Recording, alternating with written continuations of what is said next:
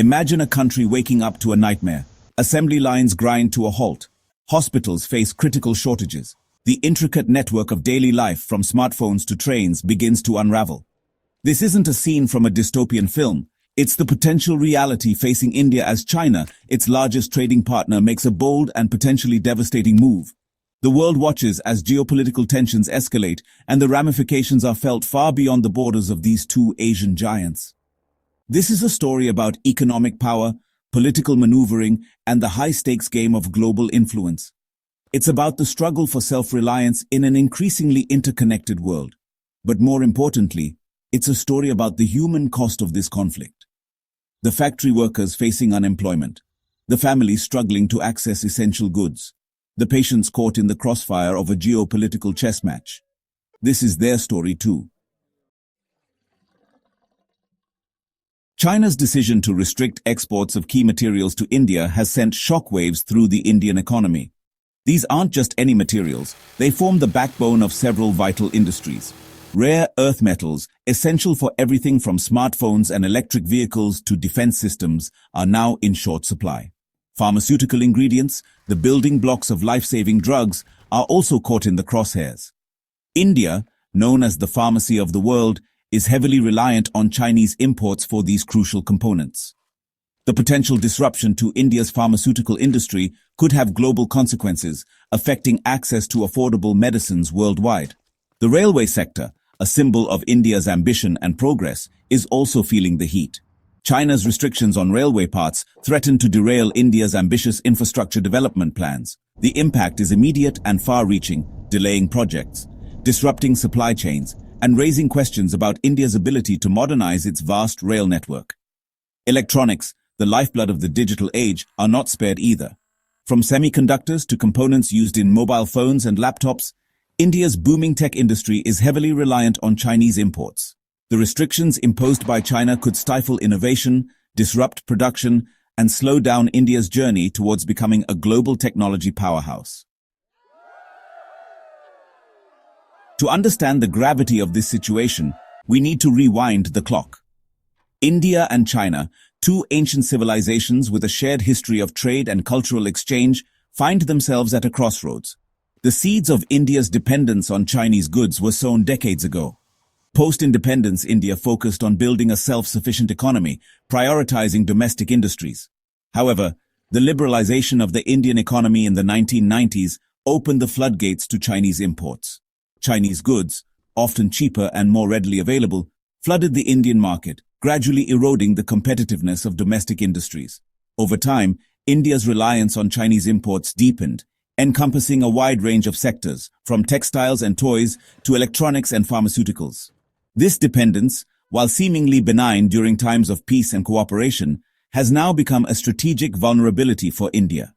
The current crisis highlights the risks of over-reliance on a single trading partner, especially one with whom geopolitical tensions are simmering.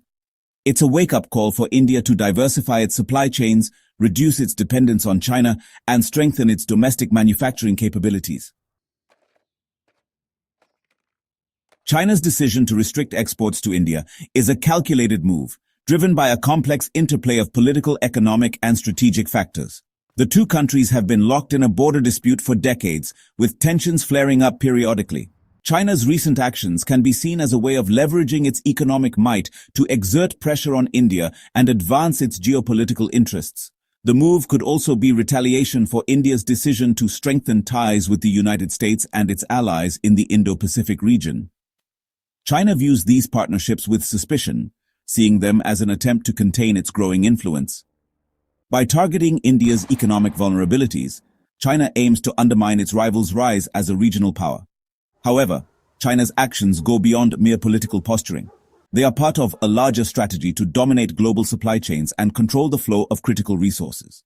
China has invested heavily in acquiring and developing key technologies and resources, positioning itself as the world's factory. By wielding its economic clout, China seeks to reshape the global order in its favor. So, India suddenly finds itself in a pretty precarious position, completely caught off guard by China's aggressive maneuver. The effects are already rippling across various sectors, with businesses now scrambling to find alternative sources of supply. In response, the government has rolled out a series of measures aimed at softening the blow. These include financial assistance to industries that have been hit the hardest and fast-track approvals for new projects that could help fill the gap. In the short term, India's strategy is to diversify its import sources. It's actively seeking partnerships with countries like Japan, South Korea, and Australia. But, let's be honest, finding suitable substitutes for Chinese goods is no easy task, especially considering China's stronghold in several key sectors. And yeah, shifting supply chains isn't something that happens overnight. It's a long, complicated process that also involves navigating some pretty tricky geopolitical terrain. Long-term, the real solution lies in building up India's own manufacturing capabilities. The Make in India initiative, which was launched back in 2014, was designed to do just that, turn India into a global manufacturing hub.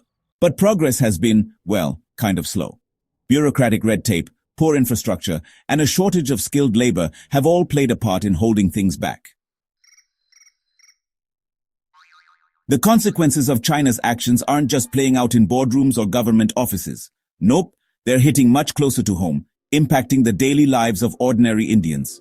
Hospitals, for example, are now facing shortages of essential medicines, which is putting lives at risk. It's a grim situation. Meanwhile, the lack of electronic components is pushing prices through the roof. For many people, smartphones and laptops are quickly becoming unaffordable luxuries. The railway sector, which is absolutely crucial for our transportation and connectivity, is dealing with delays and disruptions. And construction projects? Many have come to a grinding halt, stalling much-needed infrastructure development. What this crisis has really done is lay bare the fragility of India's supply chains and the steep cost of relying so heavily on a single trading partner. It's also stirred up some serious concerns about national security. India's dependence on Chinese imports for critical defense equipment and technologies has been a long-standing issue. But now that concern is front and center, and it's clearer than ever that self-reliance in the defense sector isn't just desirable, it's essential.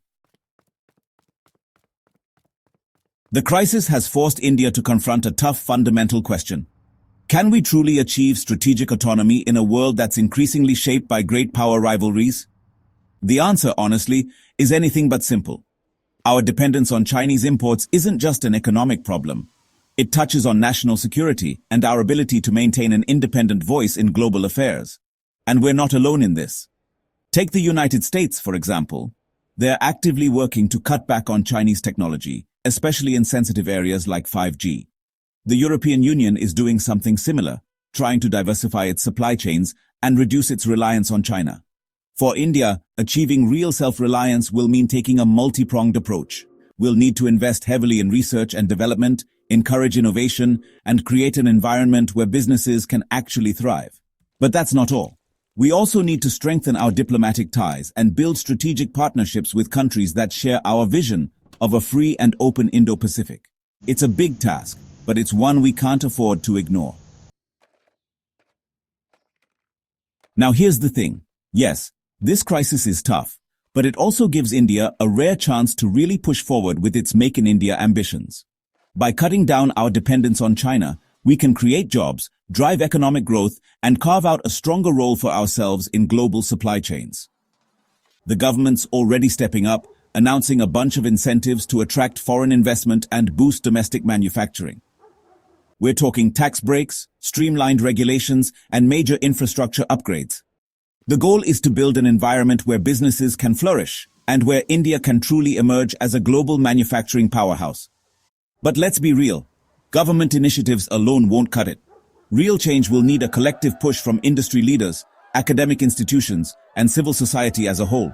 It's also going to require a shift in mindset. We have to move from being primarily consumers to becoming producers, from relying on imports to becoming self-reliant. The road ahead won't be easy. There are plenty of challenges. But the potential rewards, they're enormous. India has a young, dynamic population, a growing middle class, and a thriving entrepreneurial spirit. If we can tap into those strengths, we just might be able to turn this crisis into a real opportunity, one that could transform our economy and secure our place on the world stage. But time's ticking. Can India reach self-reliance without slowing down its growth? The world is watching.